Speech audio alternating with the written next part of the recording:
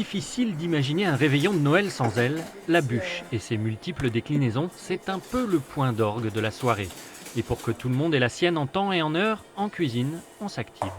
C'est un croustillant avec du chocolat, des fèves de cacao et de ce qu'on appelle la feuilletine, donc c'est les éclats de gavotte.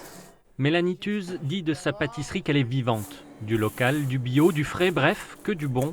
Dans 2 jours, elle doit livrer 70 bûches et elle aurait pu en vendre encore bien plus.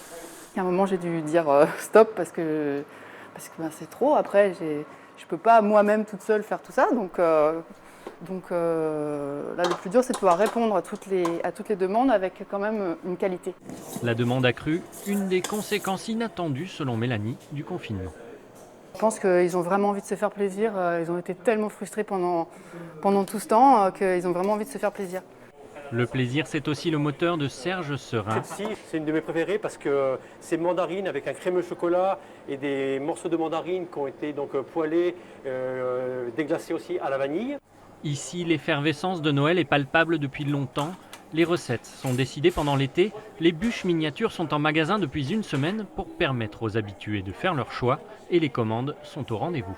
En amont, les biscuits sont prêts, il y a des montages qui sont faits. C'est vraiment les grandes finitions. Donc on tourne à peu près habituellement, cette année on ne sait pas exactement, mais on va être entre 600 et 750 bûches en grosses pièces et à peu près entre 1500 et 2000 bûchettes.